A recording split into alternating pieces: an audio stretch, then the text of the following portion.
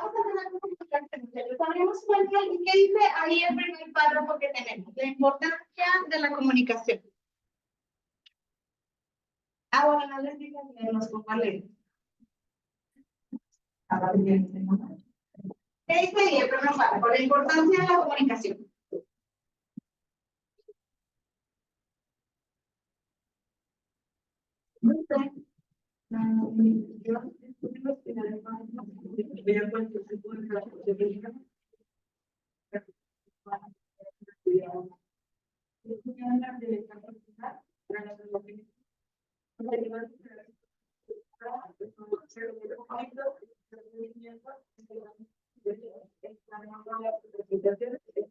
Okay. Dice entonces ahí que la comunicación es nuestro trabajo. Prácticamente beneficiosa en todas las actividades humanas, es decir, se requiere comunicarnos para poder sentirnos bien o para poder estar bien. Sí. ¿Qué pasa cuando una persona está en soledad?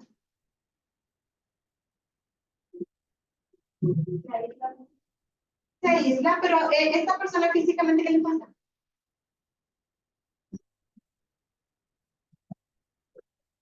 Bueno, más que físicamente, pues digamos, mentalmente, ¿no? O sea, ¿cómo te sientes? La soledad es algo padre, que se disfruta en ciertos momentos, pero estar todo el tiempo solo, no. Ahí va.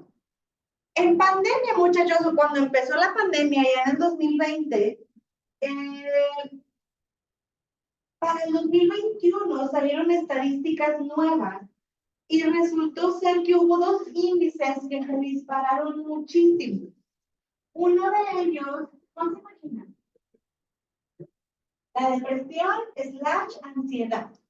Estas dos se dispararon muchísimo durante la pandemia. Obviamente hubo muchos factores que afectaron. No había una pandemia, no sabíamos cómo íbamos a sobrevivir, nadie sabía nada, el gobierno no nos decía nada, todavía no había vacunas, o sea, todo el mundo teníamos caos en ese momento, ¿no? Entonces, ¿y qué nos decían? Quédate en tu casa, no salgas.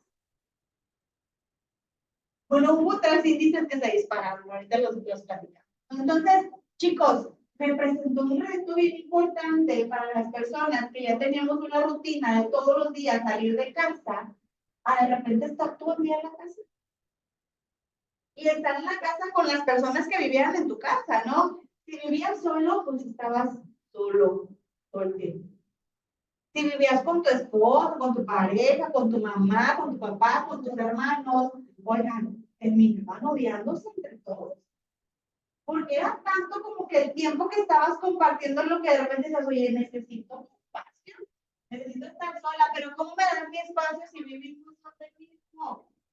Y estamos solos y no podemos salir porque nos morimos de con lo que había afuera, que no sabíamos que había afuera.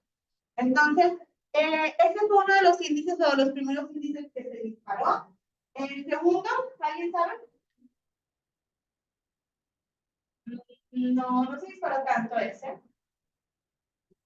Hubo muchas muertes, pero por causa de la enfermedad, no tanto por...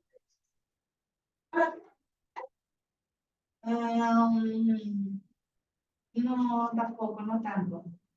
Un índice que últimamente va hacia la alta. O hacia la alta.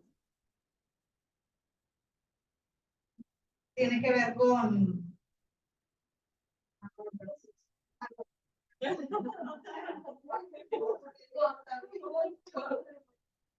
Yo fui parte de la estadística también, pero fue planeado, fue planeado. Divorcios es el siguiente índice que se dio a la alza. Hubo muchas parejas que tronaron. ¿Por qué, muchachos? Porque pues no es lo mismo ser esposos, pero vemos un ratito en la casa, ¿no? Como quiera, o sea, yo ahorita me salgo a trabajar, mi esposo está a trabajar y nos vemos hasta después de las 4 o 5 de la tarde. Y en aquellos años, antes de pandemia, pues salíamos a trabajar los dos. Digo, yo en mi caso, yo regreso al mediodía a la casa. Y hay días que mi esposo hace home office y tenemos como que la tarde juntos, pero la tardecita. 2, 3, 4 horas, luego llega mi bebé y ya se vuelve una revolución y tal. Entonces, el hecho de empezar a pasar 24/7 juntos, y era como que, y luego ya dices, ay, no, ya está muy gordo, ¿cómo respira? Porque pues no estaba tan acostumbrada a estar todo el tiempo pegados así como, o sea, sí llegaba un momento en el que yo me acuerdo que estábamos trabajando, yo estaba dando clases en línea y mi esposo estaba pues en su trabajo y lo escuchaba que estaba en junta y yo decía, y luego yo decía, pues en trabajando, ¿verdad? O sea, imagínense a los dos tener que estar trabajando, fue un problema hasta el internet. Si él entraba a una junta, a mí me sacaba de las clases. Si yo entraba a clases, yo lo sacaba de su junta. O sea, porque el internet que teníamos ni siquiera era tan potente como para poder mantener 2 o 3 equipos funcionando al mismo tiempo. Porque luego súmenle que tenía un niñito que usaba la tablet, o que quería poner en Netflix, o que quería poner, y eso también pues consume internet, ¿no? Entonces, tuvimos que contratar un internet de mayor capacidad, bla, bla, bla. Pero hubo muchas parejas que no lo soportaron. Y dijeron, sí, sí eres mi esposo, pero no tenemos que estar ahí pegados uno al otro, ¿verdad? Entonces, un divorcio. Y tristemente hubo un tercer índice que se disparó, que tiene que ver con las familias también. Pues imagínate, el maltrato intrafamiliar. Es decir, creció la tensión, creció la ansiedad, creció el todo, ahora una catorrazo. Y pues una cosa lleva a la otra, ¿verdad? La violencia llevaba a divorcios y era un círculo muy feo, muchachos. Pero es precisamente por eso, porque es sano convivir con más personas, pero tampoco es tan sano estar todo el tiempo pegado a una persona. ¿Okay? Más bien, ¿alguien sabe cuáles son las condiciones de vida actuales de Joaquín Loera? Ahí está el Chapo. Está aislado en una cárcel de máxima seguridad. Aislado totalmente. Ve a personas, sale al parque a jugar.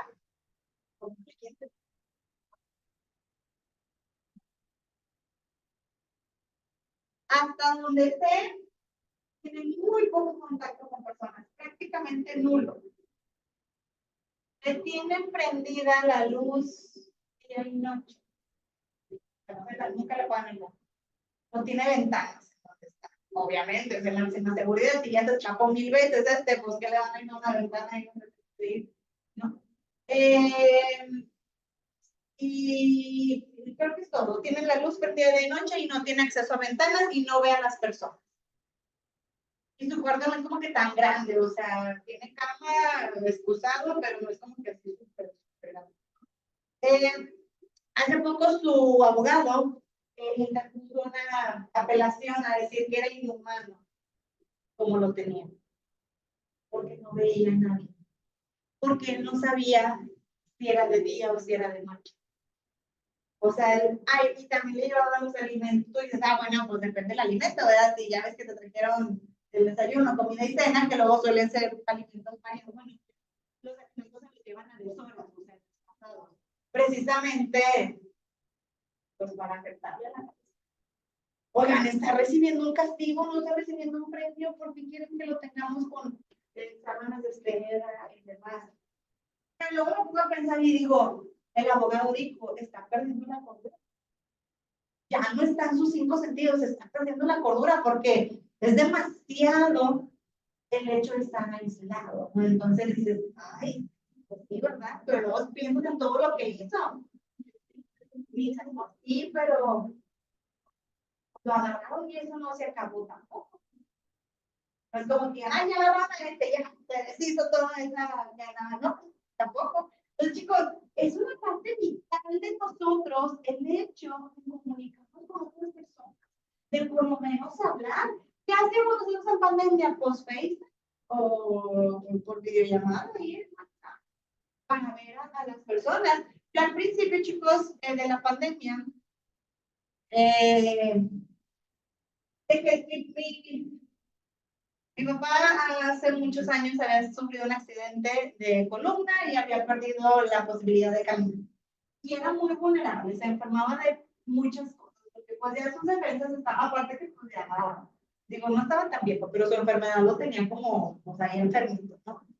Yo cuando empezó la pandemia no fui como por 3 meses a verlos, porque según yo en mi cabeza los quería cuidar de no llevarles ninguna enfermedad. A pesar de que casi no salíamos de casa, pues sí de repente iba al súper, ¿no? Yo a nosotros el súper, o veía como que era el repartidor del corner shop que me daba ahí las cosas, y claro, eso a mí me da mucho pendiente. Y llegó un momento en que me dijo mi papá, ven a verme y tráeme al niño, o me voy a morir si no los veo. Y yo dije, pues, sí, cierto, o sea, de pasar de ir 2, 3 veces a la semana a visitarlos, estar con ellos, a dejar de ir por completo, pues claro que representa algo triste para ellos, ¿no? Y él me decía, prefiero, si me va a tocar, prefiero que me pase por haber estado compartiendo tiempo con ustedes, a mí puede pasar incluso sin verlos también, ¿no? Porque pues mi mamá también hacía sus pedidos y recibía productos en la casa. Entonces, pues sí fue una situación bastante peligrosa, chicos, y fue una situación en la que el aislamiento, honestamente, tengo una amiga que está de hecho en la que estoy platicando con ella y aquí tiene su botecito antibacterial. Y así, mil, y se traiga las manos de todo. Y todavía llegan a las casas con cubrebocas y ahora ponen fotos de la niña, no sé, en un parque con cubrebocas y yo, para mí esa exageración, ahorita. En su momento yo traje ¿verdad? Pero no es como que diga, pues, no sé, o sea, yo soy muy fiel creyente en el que también el cuerpo es sabio y tienes que hacer anticuerpos para las enfermedades y los bichos y los virus, o sea, yo no tengo problema en que si mi hija se le cae una galleta decirle, levántate y cómetela, o sea, no tengo problema, tengo amigas en las que mira, y no te las o sea, y no te comas eso, y mira, es como no los ves por ahí comiendo tierra y cuantas cosas, ¿verdad? Entonces, bueno, son formas de pensar y hay que respetarlo todo, ¿no? Al final del día. Pero sí el hecho de estar aislados o de no tener comunicación o contacto con más personas nos genera problemas. Entonces, les menciono esos factores que se dispararon en la pandemia porque fue una raíz del aislamiento, que en algunos casos mostró depresión y ansiedad a las personas que estaban solas o que estaban más aisladas, y por otro lado se manifestó con violencia o con ciertas cosas a las personas que no convivían tanto tiempo juntos y ahora convivían todo el tiempo juntos también. Entonces, dice que es beneficio para todas las actividades humanas. Dice que es crucial para el bienestar de la persona, como ya lo dijimos, y dice que para las relaciones íntimas. Íntimas me refiero a relaciones amorosas. ¿Qué tan importante es comunicarte con tu pareja?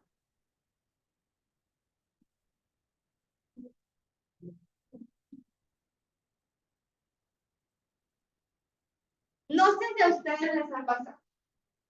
A mí sí, en donde pues tenías el noviecito que te gustaba mucho y que pues hacías lo que él quería. Porque lo querías mucho y por darle gusto y pues para no pelear y por... ¿Y qué pasa después? Después de un tiempito. Te cansas. Porque realmente no eres como tú eres. Lo que estaba haciendo fingir. Digo, ahora que yo en el capítulo digo, ¿por qué yo eso? Porque no me di cuenta de eso. O sea, un montón de red flags que yo no veía en ese momento, pues por sencilla, ¿verdad? Pues estaba una chiquilla y estaba enamorada. Y tanto ahí, él era mayor que yo por algunos años, ¿no? Entonces, pues era una persona muy manipulada. Cosa que hoy en día, mi esposo también me lleva muchos años, pero ya no soy tanto, soy muy fiel a mis ideas, o sea, soy muy fiel a lo que pienso y a lo que creo. Tan así que me peleaba mucho con mi papá. Mi papá falleció el año pasado, no de COVID ni nada por eso, pero ya Dios lo llamó allá con él, entonces, pero antes de eso me peleaba mucho con él porque pues, mi papá era un señor que nació en Montemorelos, ranchito, un güerillo en Montemorelos. y pues criado con sus papás de rancho.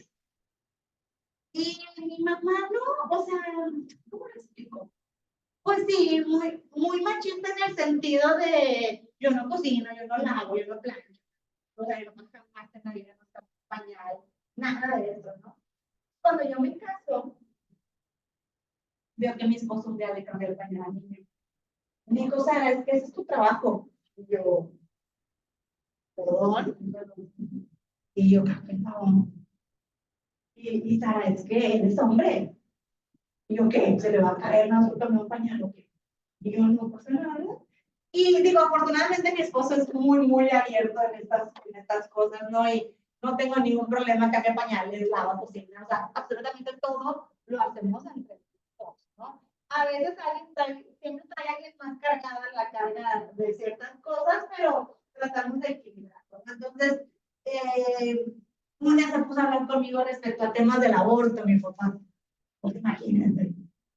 Y no, es que eres una asesina porque piensas así. Y yo, papá, pero es que yo tengo conflictos con ese tema en ciertas cosas, pero apoyo muchísimo, por ejemplo, a que si fuiste víctima de una violación y salió un producto que obviamente no quieres y no deseas, pues, no, o sea, no tengo ningún problema con eso. Y mi papá decía que no, es un regalo de Dios. Y yo, no, es un regalo de Dios, o sea, y pues tuve que luchar mucho con esas cosas, ¿no? Algo que siempre, y afortunadamente se lo dije en mi edad, es que en mi casa es mi papá, bueno, era papá, es mamá, y mi hermano y yo. Mi hermano es mayor que yo 4 años, y pues ya sabes, ¿no? El primogénito, hombre, macho alfa de la casa, y yo. Y tú le preguntabas a mi papá, oye, ¿cuál es tu hijo? Y mi papá te iba a decir, maravilla. No, mi hijo tiene 2 carreras, una maestría, estuvo aquí, estuvo allá, viaja, habla inglés. Y una vez lo escuché que le estaba diciendo a un amigo, oye, ¿y tu hija?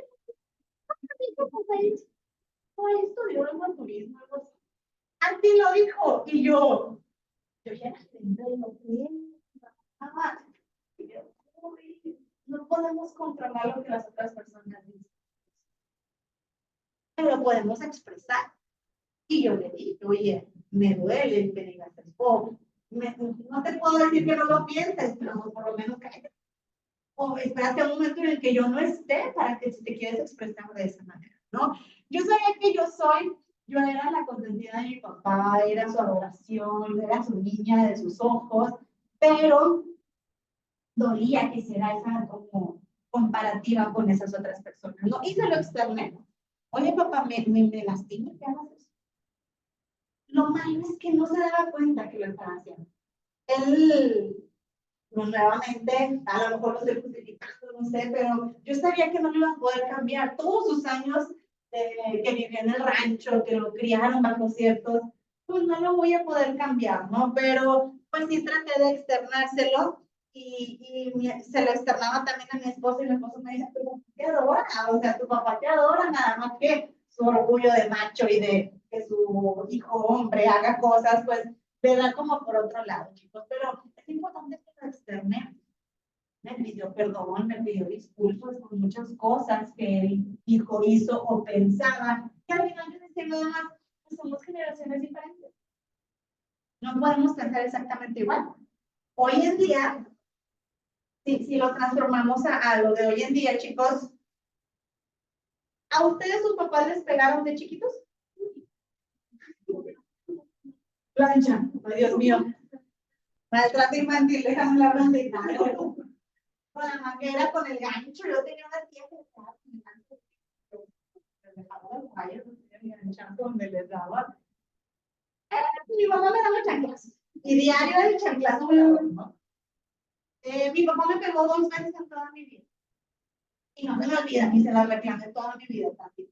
Me pegaste 2 veces. Una por caprichosa yo y la otra porque me hizo copiar, pero a mi mamá le dijo como que le tenía que hacer y yo. Hoy en día, los que sepan un poquito, no sé qué tan enterados están en el tema, hay un tema que se llama crianza respetuosa y amorosa, en donde te dicen regresan los hijos. Y tú dices, ah, sí, sí, tiene todo el sentido del mundo, porque aquí te enseña o te dice esta crianza que en teoría violencia genera violencia. Y si yo llego y le pego a mi hijo, pues a lo mejor mi hijo no me va a pegar a mí, pero le va a pegar a otro niño. Y va a entender en su subconsciente que pegar está bien y que no es algo malo. Al día de hoy mi hijo tiene 6 años y medio y mi hija tiene 2 años, casi 5 meses. Y no les he pegado. No les he pegado de darles una surtidita como me la daba mi mamá, ¿verdad? No. Manacillo de repente. ¿Qué pasa? Entonces, ¿cómo les llamamos la atención a mi mamá? Si es mi hermana, también le he dicho, necesito que salgas tu cuerpo. Y que cuando tengas el al mío, yo es mi estilo de crianza. ¿Va a funcionar o no va a funcionar? No sé. Vamos a ver en unos años. Este método de crianza es nuevo. No sabemos cómo van a resultar los jóvenes de más adelante. Pero sí hemos visto que un común denominador en los jóvenes que nos pegaron de niños somos de cierta forma y tenemos muchos rencores y tenemos muchos traumas con los papás. Entonces, pues, ahí les platico. Nos encontramos unos años más adelante y les cuento cómo me va con mi futuro adolescente. Y chicos, es complicado, pero hay que platicarlo. ¿Y saben qué es lo más difícil del matrimonio? Que a veces nadie se los dice, es criar un hijo. Porque una cosa es que yo diga, ay, sí, tú eres de esa manera y piensas de la manera, y yo soy de esta manera y pienso de esta manera. Y tratamos de complementarlo. Pero ahora, ¿bajo qué lineamientos vamos a criar a este niño? Yo quiero que sea así, no, yo quiero que sea así, no, yo quiero que haga esto, no, yo quiero que haga. Y la pobre criatura ni culpa tiene. Pero pues mientras él no tenga decisión propia, tiene que llevar una guía, ¿no? En este caso. Entonces, es una de las cosas que más me ha costado a mí en el matrimonio, ¿no? Decir la cuestión de la crianza, de ponernos en acuerdos para poder lograr algo con nuestros chicos, pues son cosas que se tienen que platicar. Mamá, no le regañes a los niños, no le grites a los niños, yo no grito. Cambio el tono de voz. Ajá. Mis hijos saben perfectamente cuando estoy enojada. Mi tono de voz cambia y a veces sirvo el ego un poquito, pero no hago la gritadera que hacía mi mamá cuando estábamos chiquitos. Yo me acuerdo de todas las cuadras enteradas cuando nos regañaba, yo creo del griterío. Escucho yo a mi vecina gritarle a sus hijos que de yo soy, yo no quiero escuchar, ¿verdad? Pero he entendido a veces que mis hijos, o sea, los niños en general, entienden cuando te enojas sin necesidad de pegar. Y entienden los castigos. Por ejemplo, mi esposo es bien pasador en el sentido, yo digo, hiciste esto mal y te vas a quedar sin tanto conmigo. Y mi esposo, ya dásela, y yo no, ya dásela, es un niño, y yo sí. Y tiene que entender que si haces que para toda acción va a haber una reacción. Entonces, y eso también crea conflicto conmigo, pero se tiene. A mí me duele que llore y que hable, pero pues tienen que hablar. Entonces, todas las relaciones íntimas de pareja, de personas, la relación íntima que puedes llegar a tener con tus compañeros de trabajo, con tus jefes, pues tiene que ser estrecha y con respeto. Tiene que ser estrecha, pero con límites también, ¿no? Entonces, hay que saber manejar esa situación. Una vez tuve una compañera de trabajo, menor que yo, pero era mayor de envidia. Es una generación distinta a la mía, ¿verdad? Porque sí le llevaba yo algún, sí le llevo algunos años a ella, y ella es la mayor de su casa. Yo digo, en mi investigación, no he hecho nada de eso, pero yo digo que, ¿quién es el hermano mayor? ¿Quién es el del medio? ¿O el menor? El medio y menor. Menor, tú eres hijo único. La menor, de, ok. Hijo único. No. Necesitarías tener un hermano a lo mejor para entender el punto que voy a decir. Yo que tengo un hermano mayor y que soy la menor, no sé si los que son los menores o los del medio puedan distinguir esto. Yo digo que los hermanos mayores tienen un síndrome, que es el síndrome de tener la razón. Todo lo que el hermano mayor dice tiene o cree que debe tener la razón, o que debe de ser como él dice. ¿Por qué? Pues por el simple hecho de que soy mayor que tú. Mi hermana es fecha que me ve, me sigue viendo como su hermanita. María, tengo una familia, o sea, sí soy tu hermanita, sí soy menor que tú, pero tampoco me quieras tratar como la niña de 7 años, que en algún momento mangoneabas a tu antojo, ¿no? En este caso. Entonces, chicos, pues esta muchacha que trabajaba conmigo era hermana mayor de una familia de 4 hermanos, y pues era media mandoncilla, ¿no? Como que le gustaba que le hicieran caso. Evidentemente no nos podía controlar en el trabajo ni en nada mío, ¿verdad? Pero luego le gustaba mucho las cosas. Teníamos uno de los jefes, le gustaba mucho catar vinos, o sea, catar vinos, ir a catas, y le gustaba mucho toda la onda de los vinos. Y luego de repente, sí, el borrachillo. Y entonces, oye, es el doctor Lano, ¿no? O sea, sí, el borracho, o sea, mi irreverente en ese sentido también. Yo un día me puse una boda a mí también. Y yo dije, no me gustaba, pero pues tampoco como que me incomodaba tanto, era como que la ignoraba y no pasaba nada. Hasta que un día lo dijo delante de una persona que no trabajaba en la oficina. Y me hizo sentir incómodo. Porque la otra persona no sabe por qué me dices así, no sabe por qué, o sea, no tiene el contexto del por qué las cosas, solamente se ve con una idea de, no sé, y me molesté bastante. Pero yo la conocía y yo sabía que si yo la enfrentaba de frente, iba a empezar a... y se iba a dejar como con la palabra en la boca. Yo quería escribir. Oye, mira, ¿sabes qué? Yo sé que tú vas a hacer esto, te encargo, por favor, que me honor y que a partir de ya te lo exigí. Deje de llamarme de esa manera y háblame por mi nombre. Tampoco te voy a decir que me hables de licenciada, maestra, ¿no? Somos compañeros de trabajo. No tenemos ni por qué caernos bien si quieren. Llevamos una cordialidad laboral, no nada más. Muchachos, hay una relación íntima en los trabajos también que a veces se sobrepasa. Y es importante mantener en donde tú te sientes cómodo. No pasó mucho tiempo cuando la otra persona también fue y le dijo, oye, él era maestro en donde ella se había graduado. Y alguien de su generación escuchó que le dijo borracho a este. Y hoy dijo en la facultad donde estudiaba. Y pues llegó a oídos de él que fulanito de tal sabía que le decía borrachina. Y pues le dijo, oye, yo soy profesor y tengo una reputación de cuidado. No por tomar vino, catar vino o saber tomar vino, mejor me convierto en un borracho. Ni por tomar alcohol tampoco. Entonces, y con esta relación también íntima en lo laboral, cuidamos muchísimo y tratar de no pasar la raya, porque a veces también nosotros queremos cruzar esa raya y tenemos que tener mucho cuidado con eso. Entonces, yo le echo la culpa en el sentido de ella, que era la hermana mayor y que tenía intestinal, donde ella quería matar, quería ser como que la que pone apodos, la que se burla, pero como yo soy la mayor, a mí me respeta, pero pues se me olvidó que era el trabajo y que no era su casa. Entonces, tuvimos que, pues, aclarar la situación. Y lo que diga a nivel íntimo con tu pareja. La comunicación es importante. ¿Cómo me siento? ¿Cómo me hace sentir? ¿Cómo estoy? ¿Cómo estás? Todo ese tipo de cosas, muchachos. Si tú vas por la vida, a mí me da risa, bueno, me da risa y no porque a veces mi esposo le da gripa, pero a él no se le nota que trae gripa. O sea, rara vez moquea, si acaso estornuda ahí un par de veces, pero él físicamente se siente mal.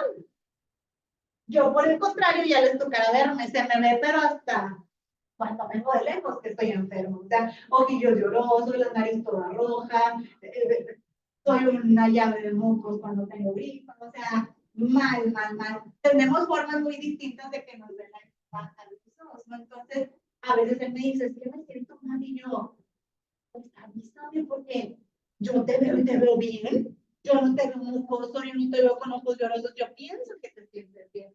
Si te sientes mal, pues avísame nada más, o comunícamelo para yo saber que hay ciertos requerimientos a lo mejor ahí que entonces, Tengan mucho cuidado, tratemos de comunicar, cuiden lo que les dije el día de ayer, que es la cuestión de no herir susceptibilidades ni sentimientos de la otra persona, pero sí expresar lo que nosotros queramos. Vamos a poner aquí, muchas gracias, está terminando la clase. Mañana o el día que estoy en comunicación terminamos. Ya no los veo hoy, ¿verdad? Creo que no. Ok, muy bien, nos vemos pues mañana con la clase que toque. Que tengan buen día.